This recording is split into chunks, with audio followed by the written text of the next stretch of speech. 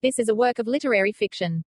Except for some localities and historical facts, any resemblance to the locations, dates, events or character names cited herein are purely coincidental. Preface. It was a challenge and a pleasure for me to write this intricate contemporary science fiction novel, 100% set in the state of Bahia, Recôncavo region, Brazil. A plot full of mysteries, sensuality, psychological and existential conflicts stemming from the manipulation of space-time and other parallel realities of the multiverse. Within this already established theme of time travel, I tried to bring the concept into a different scenario, a story set in Latin America, adding other elements that make up this genre, which are the hypothetical paradoxical phenomena. Follow the trajectory of Denny, a young man who works for the police of Murity, who finds himself in love with a young woman, Emmanuelly Machado, paradoxically kidnapped and killed 20 years ago. As he seeks answers to this and other puzzles that have suddenly come into his life from this mysterious fact, he finds that everything is connected to an enigmatic time machine installed on an old smartphone, and a date in 1999.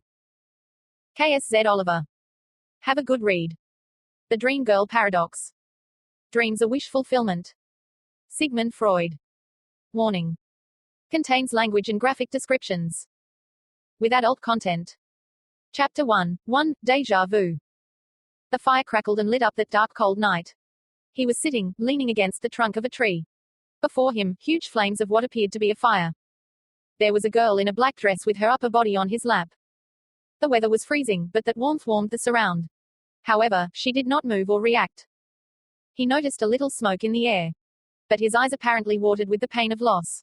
He was holding her small, cold body with one arm as he stared at a cell phone on the floor next door. The device had a video paused on the display. His nose itched and he felt like sneezing because of his allergic rhinitis. Nonetheless, he ignored it. As he stroked her hair, he admired her beautiful little face. In his heart he experienced a mixture of revolt and guilt. He remembered the smile he knew and loved on that face, in the moment without life. Even knowing what should be done, he was still reluctant. Nevertheless, he concluded that he had no choice. He made a decision. In a rush, he picked up the phone and played the paused recording, also pressing and holding one of the buttons on the phone then. The phone vibrated intensely in his hand. Ugh. Dennison jerked awake, releasing the device he was holding. Crap. He exclaimed, quickly grabbing her smartphone, which just didn't fell to the floor because, before falling, in reflex he had closed his legs and made it stop in his lap. Taking the phone back, he found that there was no damage to it. He observed that the device had just off, no power. Damn. I dozed off, was it? He wondered, a little bewildered, not sure what happened to him. Holy crap. What a weird dream. Quote. Following being startled by the unexpected vibration, Denny perceived an intriguing detail. Everything was absurdly silent there, almost like a vacuum. But it wasn't a vacuum, he breathing, not that this state of calm was exactly new in that place. He was basement, and there it was calm by nature. But he assumed there was something more. That seemed to be more than just silence. His workplace was paralyzed, as it were. Immediately, he felt some kind of hollow hum in the air. That reminded him when he put a shell to his ear, or was underwater. Denny thought it was just those situations where yawning is needed to balance the pressure in the ears. I'm not getting a little deaf, right? Quote. He wondered worriedly, scratching his ear with the little finger, but soon realizing that he heard his own voice. After being a little more relieved not to get deaf, he soon perceived it would not only be the lack of sound in the place that catch his eye. Rising, he perceived by a few more details that impressed him. The ceiling fan and wall air circulator had suddenly jammed. And he thought the lamp lights were kind of dim. Maybe it was some kind of power outage. He supposed in his mind. Denny didn't know if it was just in his head, but he also felt a certain smell of smoke in the air. Because of that, he wanted to sneeze. Smelling his clothes, he didn't notice any odor. He thought it was just on his mind. Finally, he believed it was all effects of sleep and tiredness that he strangely felt he was experiencing that night. The bubble. His eyes were a little blurry and watery. By rubbing them. Oh, shit. He reacted when he felt one of the lenses come out of his eyes. He still was not yet fully used to their continued use. Sometimes he forgot that he wore it. As he tried to put the lens back on, he planned to climb to the ground floor for a moment to relieve that itchy nose and huge, almost compulsive urge to sneeze. At that moment, even with one blurry eye, he seemed to be facing some kind of transparent film in front of him. Looking up, he saw that it stretched over and around him, like some kind of bluish bubble, or was it a translucent dome with him in? By putting the contact lens back on, he wanted to check if it was real. But he no longer saw it there. He noticed only a slight breeze or air movement hitting him. At that time, he also saw the clarity of the place coming to his eyes. It was as if just as the sun's gravity holds its energy the first moment it produces it, the lamps were also holding their light around him, releasing it at that moment. Immediately, he also noted noises of spinning propellers. It was the ceiling fan that started again. But it wasn't just that noise he heard. A boom bar bay, bar bar boom bar bb. Oh, damn it. You want to kill me from the heart, do you? He complained, putting his hand on his chest and holding onto one of the cabinets. There is no ghost here, right? ... Quote. He joked with what happened to relieve the tension of fright. He had been startled when he suddenly heard from the computer on his desk the introduction of the song, Under Pressure, by Queen. His heart pounding in surprise, he listened to the rest of the opening instrumental of one of his favorite songs. Weird. ... Quote. He just said, analyzing what had happened there.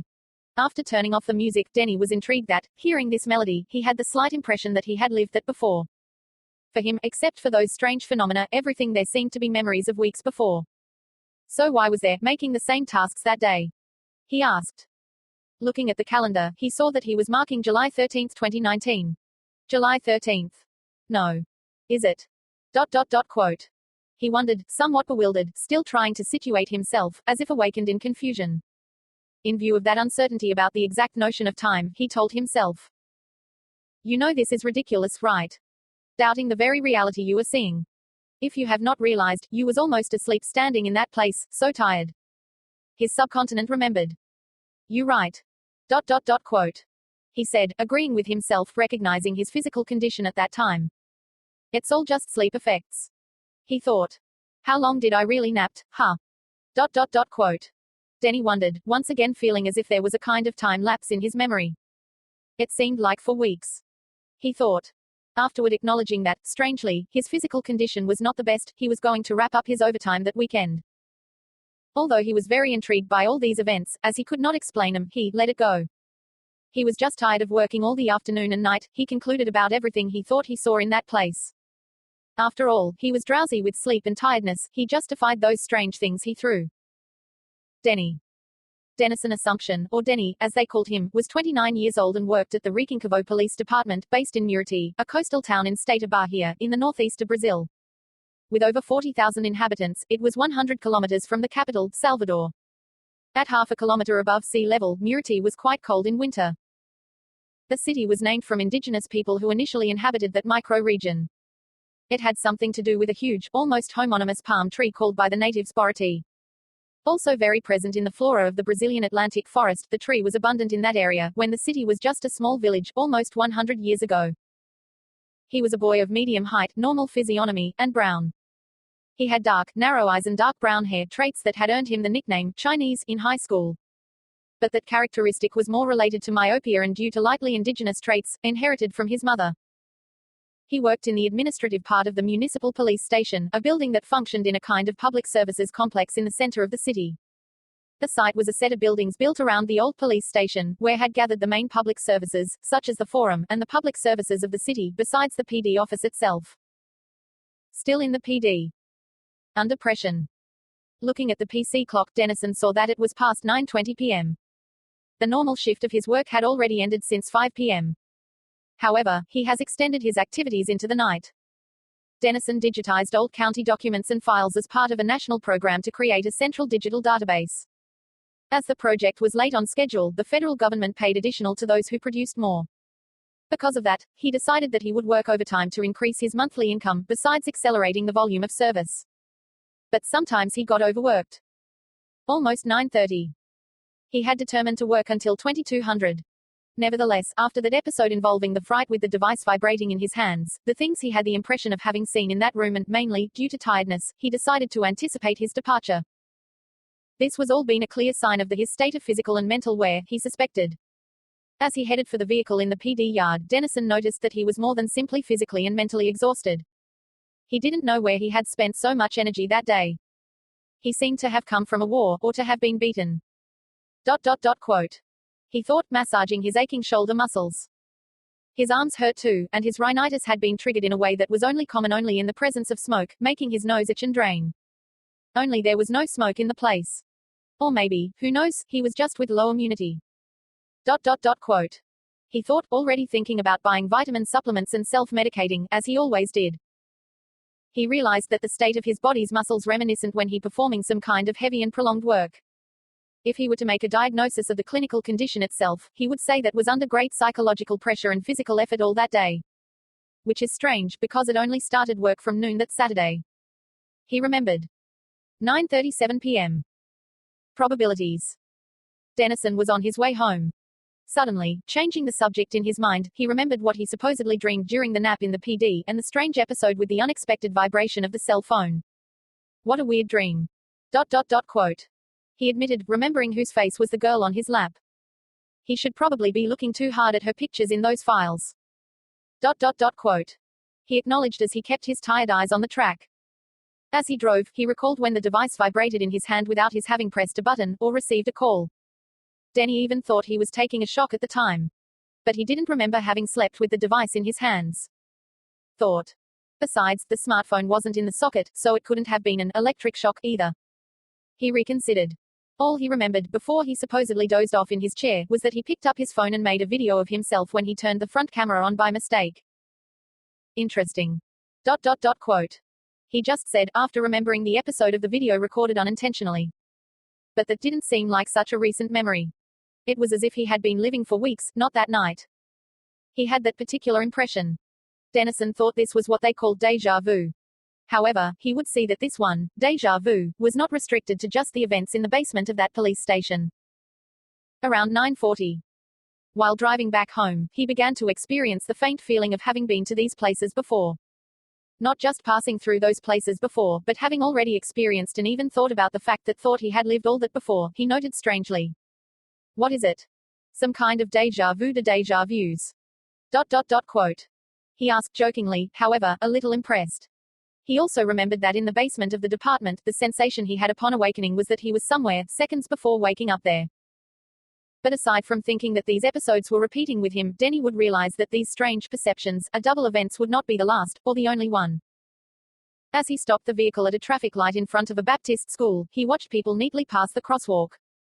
Suddenly, as if knowing what would happen next, he predicted, or remembered, that one woman would stumble over her own shoes and another would hurry back to get one of her pinscher dogs that had been left behind. And so it strangely occurred. What? But what the foo? He was surprised, looking back and forth, finding it all extremely unusual. Leaning over the wheel, he was thrilled with those so-called predictions. So he began trying to predict other possible actions and reactions from those passers-by. However, without much success this time. Denny had read, or rather watched, about the déjà vu on YouTube. He knew that, according to scientific explanations on the subject, déjà vu was a kind of delay in the transmission of images, in real time, from one side of the brain to the other. And this delay, of communication between the cerebral hemispheres gave the impression that those images, or scenes, were memories of the past. So, he realized that everything he thought he had predicted minutes before was just a simple episode of déjà vu, pure logical deduction, coincidence or mathematical probability. It was that, or he's just must have been going crazy, imagining things. He suggested. Around 9:50 p.m. on Saturday night. Be empty. Arriving home, he joked when entering. Honey, I'm here. But it is, I live alone. He remembered. No offense, Panther. You weren't exactly the ideal of female companionship I had in mind. He said to a pet of the family that was meowing to him. The pet it was a black female cat of almost 9 years that his mother and sister left with him after moving to the city of Salvador. It had been donated to the family along with a brother identical to her whose name was also Panther 1. However, he had died months later poisoned. Probably by someone in the neighborhood who hated black cats, Denny suspected at the time. There were also many superstitious in the region who demonized those animals or used them in religious rituals. The kitten rubbed his legs, apparently wanting something from him. I already know why all this cuddle with me, want ration, right? The resemblance between you and some women is that you only approach us for interest. Denny talked to the pussycat while putting food in her plate. Not me, guys with money. He added. As he did so, a surprising sensation came to him, not just from a void in the room. It was as if, indeed, something, or someone, was missing this time in that place. Denny felt exhausted. After feeding his cat, he went to the bedroom. There, he again experienced the same mysterious sense of loss. It seemed to be missing a piece of his life. Strangely, he noted for the second time. Not simply, something. But it felt like a specific void. He noticed the lack of one person, someone in particular.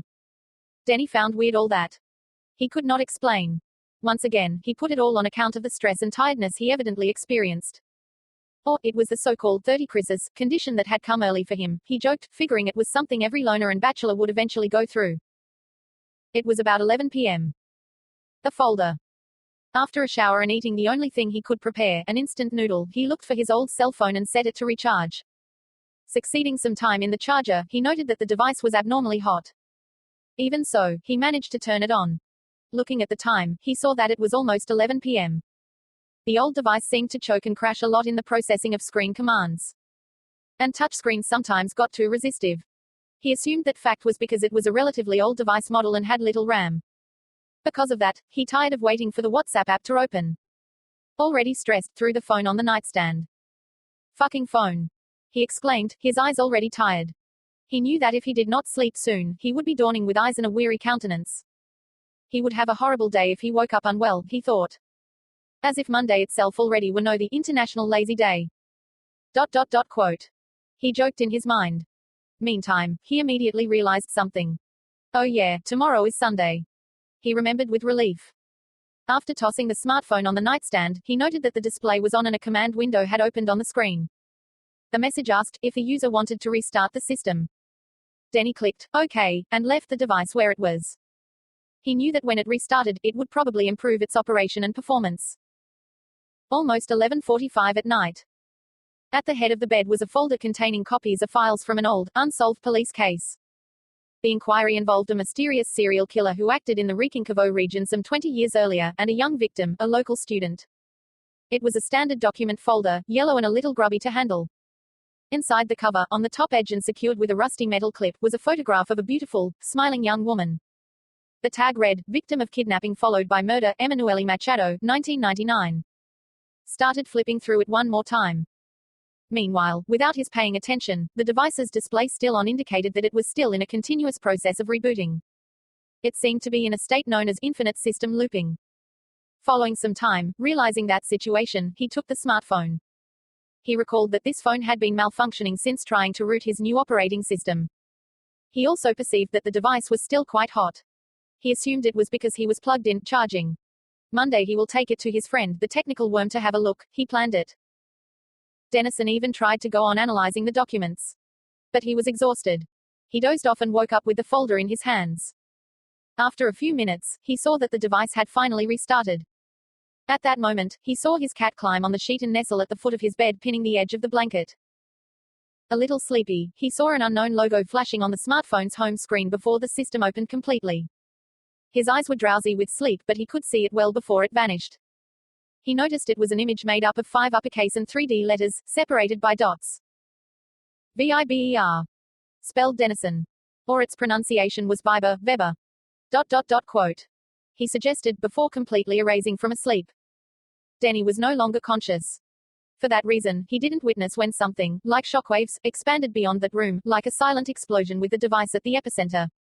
When spreading, those impacts ended up scaring the cat that jumped out of bed, but mysteriously he did not fall to the floor, or anywhere.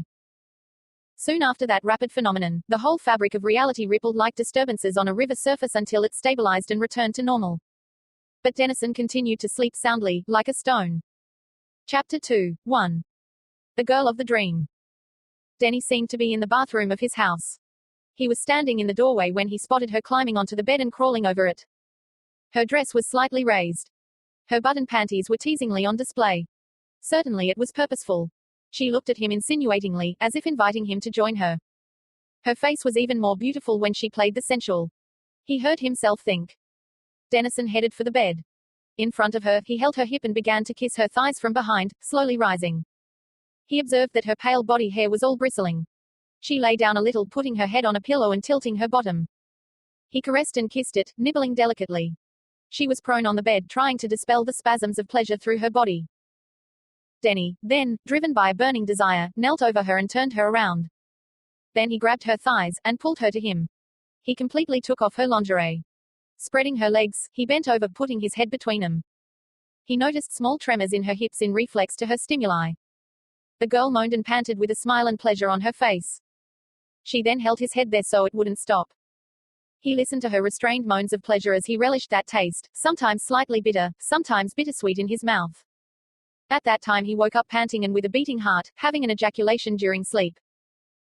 Denny was panting as he felt his heartbeat fast. The impression he had upon awakening was that he was there with her. Or that she was with him. Wow. But what was that? Quote. Exclaimed to himself, after realizing that he had had an erection and ejaculated during that erotic dream, a nocturnal emission. Damn it. Quote. Dennison was impressed by the extremely real scenes and sensations he experienced. It looked so real. He was amazed. At turning on the light he saw that the cat was still sleeping at his feet. So, Panther. How about give me space? He said, pulling the sheet under her, wanting to get up to go to the bathroom.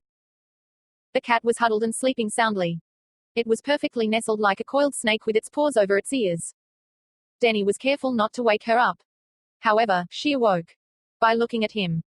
The animal reacted instinctively to see him, seemingly scared.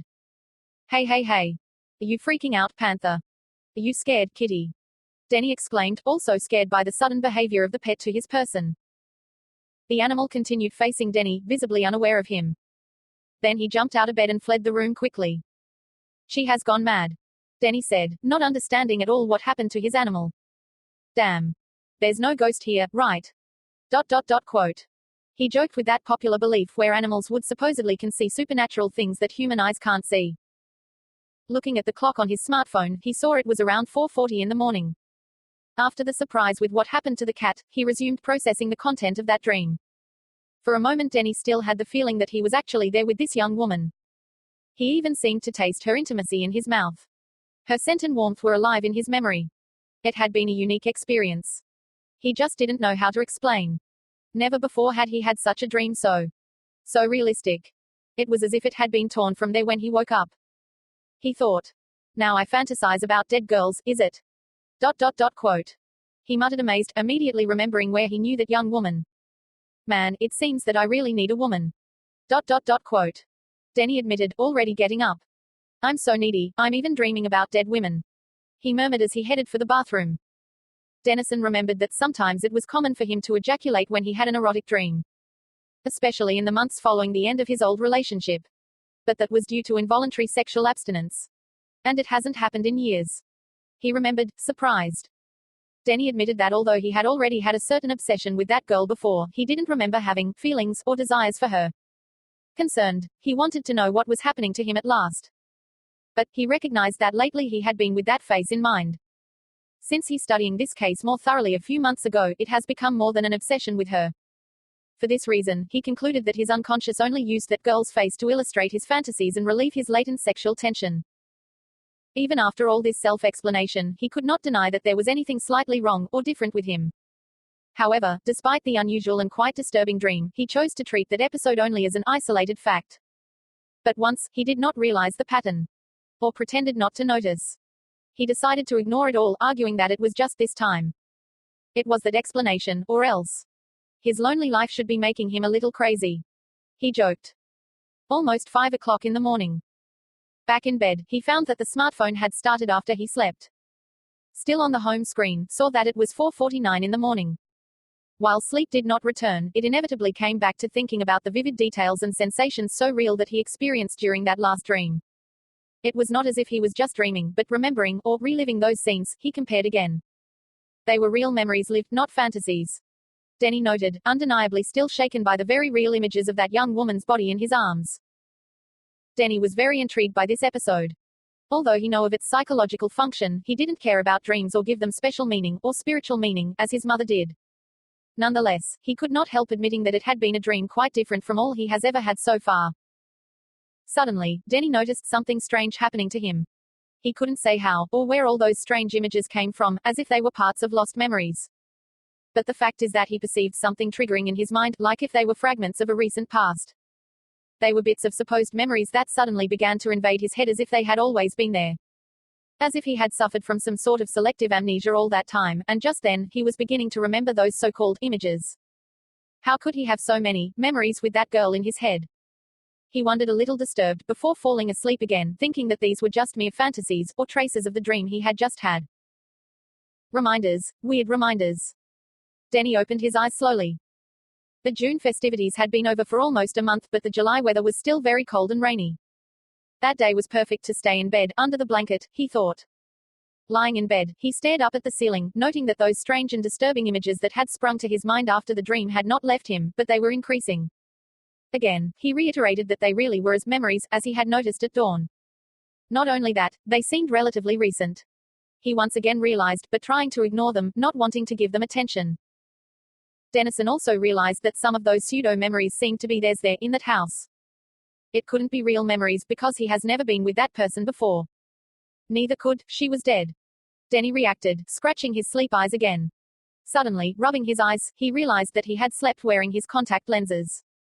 Do you want to go blind, damn it? He scolded, getting up quickly to check to see if they were both in place. After removing them and pouring them into a glass of liquid at the head of the bed, he tried to go back to sleep. Back in bed, he analyzed every detail of that mysterious erotic dream about that victim from the police archives. As hard as he tried, he couldn't get the images of her face out of his head. Not just those, but many others that came to his trail. Again, strangely, he had them as bits of memories, of situations lived with her. He was also surprised when he realized that those supposed imagined images, or not, were loaded with something he didn't know how to explain, feelings of affection for that late young woman from Murity. Nevertheless, he also remembered that he always had a very fertile imagination. For this reason, he believed that possibly this was all the result of his imaginative capacity, added to the emotional need he lived in. Neediness he had been going through for years. This would soon disappear, Denny predicted. He believed that this was all just because of loneliness and did not admit, or did not want to accept, that any other factor was involved in this issue. He was alone for a long time, with no lasting relationship. Those so-called fantasies could just be a reflection of that. He just didn't understand how the figure of this murder victim fit into that dream. Would he be so needy at this point? He worried. Still in bed, he remembered the first and strange dream he had with that girl in the PD, where she seemed to be on his lap in the face of a fire. With that would be the second with the figure of that girl, in only 1 day and a half, he wondered. Thinking of that recurrence of dreams with the image of that beautiful young woman, he remembered what Freud said, that dreams are the fulfillment of a desire through an involuntary thought process. Nonetheless, he did not remember having sexual desires for corpses or by murdered female figures. Quote. He observed. In view of this, a providential article about dream psychology that he read on the internet, which dealt with that psychological phenomenon, also came to mind. According to the article, if you repeatedly dreamed of the same theme or characters, it could mean that your subconscious was trying to tell you something important. Or it pointed to some sort of unfinished business from the past. But it could also have something to do with the last thing you thought about intensely before bed. Despite that logical explanation that he arranged, however, he continued to notice that the images involving that murder victim strangely still seemed to him more like a kind of memory in his mind than with a dream itself. In the end, he concluded that, since he had been fiddling with his cell phone and thinking about that girl's case before falling asleep, those activities ended up influencing the content of his dreams. So, like the déjà vu from the road, Dennison ruled out any possibility that this event meant anything more special than it should, or could be. Chapter 3, 1. The lapse. Following checking the cell phone, he found that the phone had fully charged and was working. Which was good news. He remembered that, in addition to maintaining an inexplicable affection for this device, he was still paying for his vehicle and had debts on his card for house renovations. So he couldn't afford to buy another smartphone right now. He would have to use that one until he couldn't, he knew. Suddenly, as soon as he put the phone back on the nightstand, he quickly got it back, thinking he didn't see what he thought he saw at that moment.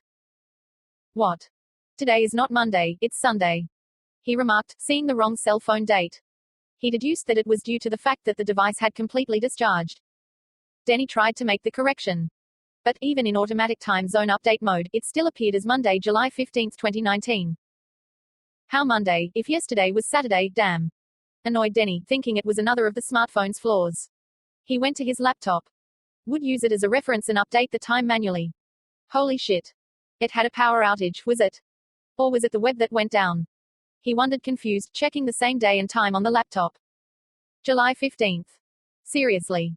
I don't think so, buddy. I didn't sleep for 24 or 36 hours. He said, not believing of what he saw, laughing at that unusual fact. Updated the date on the computer and mobile too, delaying 1 day. It was about 8 o'clock in the morning. PSPSPSPSPSP. Panther. PSPSPSPs. But where the hell this pussycat got to, huh? Quote. Denny walked around the house looking for his cat to feed her. He didn't find her. It occurred to him that she wasn't bothering him at this hour for him to feed her, as she always did. He thought she must have slept outside. There was a little door at the base of the service area door where she could come and go as she pleased. He remembered that she had exhibited this unusual behavior at dawn while sleeping at the foot of his bed, as usual. Denny thought it might have been because he had suddenly awakened her. Denny then returned to the room. He picked up the phone and dialed a number. Hello, Mum. He greeted his mother, putting it on speaker. Is everything okay, Dennison? Apparently she was surprised by that call. Yes, of course. Why wouldn't he be? He also surprised by that reception. So, how are you? Quote. She asked. It had been almost 7 years since he lived alone. Mrs. Natalia, a 58-year-old lady, moved definitely to the capital along with her youngest daughter, Denny's sister, when she went to study ophthalmology in Salvador. At first he visited him almost every month. Since then only a couple of times a year. But he always called on Sundays to know how he was doing. Or vice versa. It's okay there? She asked him once again. Yes, of course. Why, again, the question. He didn't understand that insistent concern. I don't know. Calling me today, like this. He still looked strange to her. But I always call, remember. What's up, Denny? Is something happening? I'm feeling you. Different. His mother asked, in a tone of surprise. What do you mean, different? You're going out with a girl, aren't you? Her mother implied, this time excited. Why the question? Denny didn't understand the direction that led the conversation. I don't need to be there with you to see this in your face. She confessed. This what? That there is a girl in your life. I'm very happy, son. Quote. No, I'm not seeing anyone, okay. Quote. He denied. That's it, or. She seemed to remember another hypothesis but decided to insist on the first one. Or. He wanted to know what the alternative was but she didn't inform at first. Never mind. It's nothing. His mother only answered. His mother supposed he didn't want to reveal in that moment who was the mysterious girl he was dating. Dennison thought he had recovered from a strong love disappointment he suffered in high school. All after a former classmate and girlfriend, the first girl he fell in love with, cheated on him.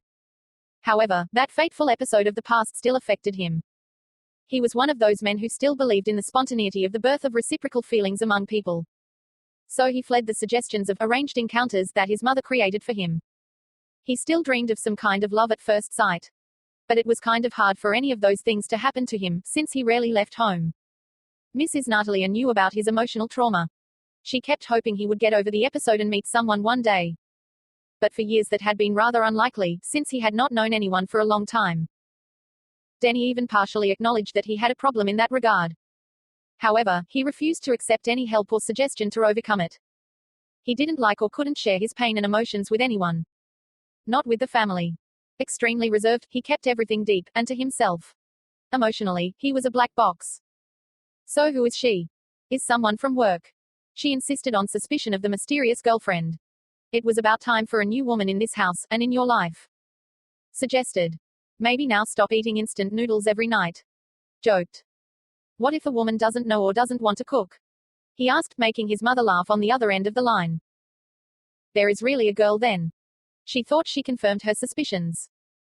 Mommy, I already said don't have any. He gave up trying to convince her. How is Isabel doing with the course of ophthalmology? He tried to change the subject. Tell her that her cat keeps eating like a pig. He jokingly. Have you got another cat?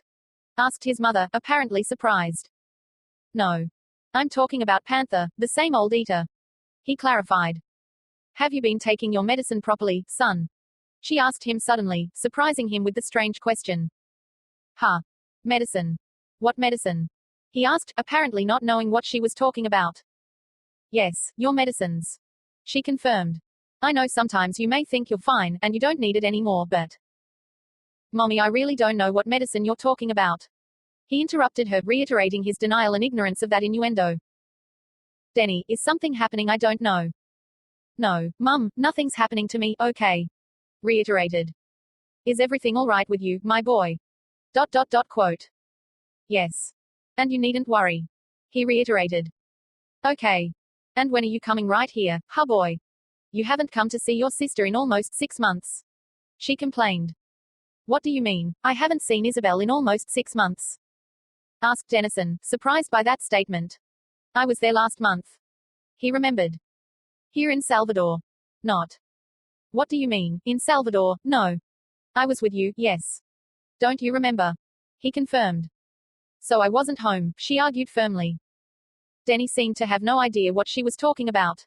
In his mind, he was absolutely certain that he had visited her mother and sister on a recent trip to the capital. For that reason, he didn't understand why she suggested another visit from him, as if it had been a while since they had seen him, for 6 months, to be more exact. However, he did not want to insist on the subject. Maybe, Mum was getting a little forgotten about things. He considered deciding to ignore those little incongruities on her part. But later on, he would discover that those minor inconsistencies between his respective versions of the facts would foreshadow much deeper changes in his perception of life, world, and reality. And how are you doing at work? Are you in PD now? No. Today is Sunday, remember, Mum. He reminded her, thinking he was really right to suspect that something was wrong with his mother's perception of time. Sunday. Dennison, have you really been taking your medications? Asked his mother, serious, catching his attention. No, because there is no medicine to take. Once again showed him not knowing what she was talking about. Denny, today is Monday. She told him, worried about what she was hearing. Monday. He replied, doubting that and convinced that something was wrong with his mother. Yes, Monday. His mother reaffirmed. No, today is Sunday, Mother. He said, still convinced. If yesterday was. He did not complete, remembering something that occurred to him earlier. Yesterday was. She did not understand. Quite confused by that sudden information from Mrs. Natalia, he still wanted to believe that his mother had just been wrong. However. So today is not Sunday. Are you sure? He suddenly began to doubt his version. Yes, I have. She confirmed. Ah, damn it. He reacted after remembering the dates he thought were wrong on his cell phone and laptop. Denny picked up the remote control at the foot of the bed and quickly turned on the bedroom TV. What is going on here? He was startled after turning on the television and seeing that the programs were not of Sunday programming. Pulling the laptop close to him, he checked some local and national news portals. What? It can't be. This is not possible. He was surprised. On a website that showed the official day and time, Denny leaned back against the headboard and ran a hand through his hair, puzzled. Everything indicated it was July 15, 2019. What the hell happened to me yesterday? I mean the day before yesterday. What does it mean? I slept for more than a day. He said, sitting on the bed, with the cell phone beside and his mother still on the other end the line. You want to tell me what's going on there, Mr. Dennison? Mrs. Natalia demanded an explanation, already extremely worried about her son by that time. No, not at all, Mum. He answered, taking the phone back. It's nothing, no, Mum. It's bullshit of mine. Don't worry, okay. It was just a lapse here, okay. You know how it is every Monday, right? Lazy day, and everything. ... Quote. He tried to disguise, already jumping out of bed quickly.